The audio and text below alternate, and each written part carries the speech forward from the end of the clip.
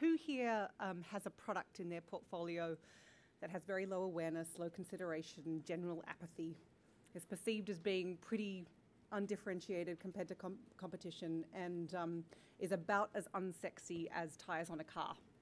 Does that sound familiar? Yeah.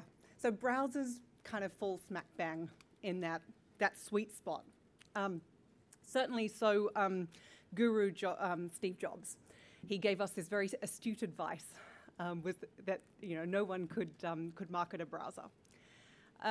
But browsers are really, really important. They're important to Google, and they're important because they're our users' gateway to the web.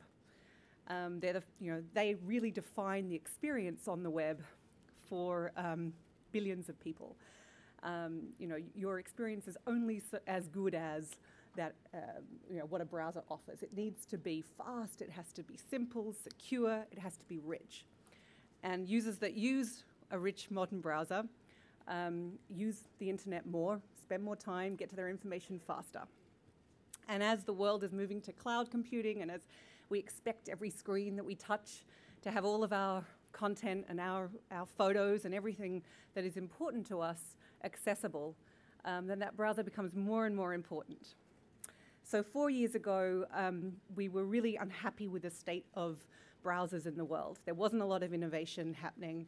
And so Google decided to launch its own browser and really float all boats. So make all browsers better by having a really good competitor in this space. Making everybody work harder. And it worked. In the time of the last 4 years, all browsers have gotten much, much better. So all of you have a much better experience of the web. You might not realize it or think about it at all. But there's certainly so much more that you can do now. Drag and drop images in, deal with rich graphics, play pretty high-res games, and all of that is going to get so much better. So Chrome came about 4 years ago. It's the only browser that doesn't come bundled with a device, except now with Chromebooks, because the device actually just is the operating system is the browser. But it's now reached #1 browser in the world. So 750 million people use Chrome every day, which is very, very exciting. But it was a challenge to get there. And we had no idea how to market this thing that people really had no idea what it was and they didn't care about it. So what do you do in that environment? Well, like all good digital marketers, you have to start somewhere and you have to test, learn, iterate. And the web is the perfect platform, the perfect test bed to do that, because you can be testing different proposition, different messaging in real time at scale with millions or billions of impressions. So a number of years ago, around the world, we ran lots of different creative around 3 key propositions: around Chrome being fast, which was a differentiator, around it being simple, and around it being secure.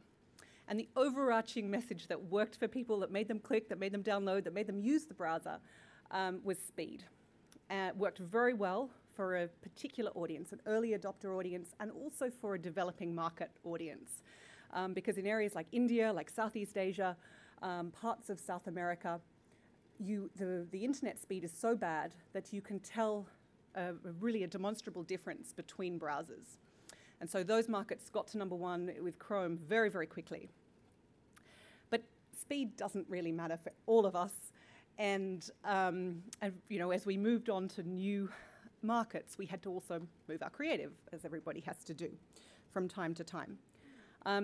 So this was a global-led initiative, which was to create a campaign called The Web is What You Make of It, which tapped into our emotional side, but also our users. And it celebrated web heroes, people who were doing extraordinary things on the web, people like Lady Gaga building a massive fan base, or a father creating emails to his daughter Sophie from birth. And we told these as stories through video that made people cry and laugh, and again raised awareness of Chrome. So that was an important evolution. But in Australia, we wanted to build that further. So we then last year launched a digital campaign, which was more like a really rich experience. And our brief was to show rather than tell this idea that the web is what you make of it. And we developed this with a very creative bunch of people at Mark Sydney who came up with this beautiful concept, which was that, that the web is a creative platform, a creative canvas. It's collaborative by nature. And that by actually being on the web, by doing things together, you can build a better world. So better web, better world. And out of that came build with Chrome. So this is the largest Lego set that the world has ever seen. It uses the unique functionality of the browser, which at the time was WebGL, which renders 3D graphics in the browser. So you can bring bricks right into the browser, build and create, really fabulous creations, and share them, obviously. And it required a lot of partnership, which was, I think, the real the key here. Obviously, partnership with Lego. We share very strong brand values with Lego, all about play and fun and education, but also creative partnership and developers. We worked with North Kingdom, who are HTML5 specialists out of Scandinavia. And then, obviously, our creative partners here as well. We had 3 weeks without any media. And in that time, 1 million people used it. They created over, I think it was around just under 70,000 builds. And again, I loved the platform and shared it, went all around the world. We then also used digital to show off the program. So we had the builds themselves featuring in all our display advertising and in our videos. Some of the builds, which you can see there, were just unbelievably complex and imaginative. And then again, the video formed a very, very important part of it. I think when you do an idea that is, we create a campaign that is totally digital, video plays such a powerful role in exciting people, in delighting them, but also in making the rest of your campaigns work much harder. We were very excited to see that video, and we had around 8 little 30-second videos which showed the experience of building fun things like dinosaurs and whales and the harbour bridge. And we put these up on TrueView on YouTube, which is pre-roll, where you only pay when someone actually watches the ad. And that actually drove our search impressions it actually doubled our search impressions across our search campaigns. It made the click-through rate on search and display go up by 37% and conversions by 19%. So it's a few stats there, but it just meant that everything that we were doing across the rest of our campaigns worked harder as soon as we launched TrueView. And that impact was far greater at a much, much better cost than TV. And we've done a lot of TV on Chrome as well. So we were excited to see that. So where do we go from here? Well, around the world, we do love, Google Marketing loves doing these kind of digital programs, digital experiments, showing something that, is as unsexy as a browser, but showing it in partnership with wonderful institutions like the Science Museum in London, and getting people actually excited about the experience, getting them participating and involved. So WebLab was a great example, but also 100,000 stars, which shows the expanse of the galaxy right there in your browser, and you can see 100,000 stars. You can see exactly the map of the skies.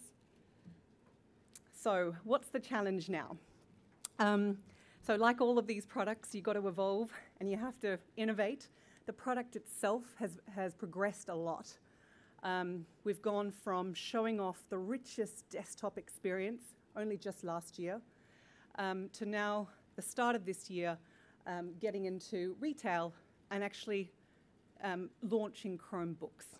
So this is Chrome OS. This is a laptop that is very cheap, between $299 and $349. That's available, accessible, available to everyone. And we're learning to be retail marketers, which is a whole nother talk and learning for us.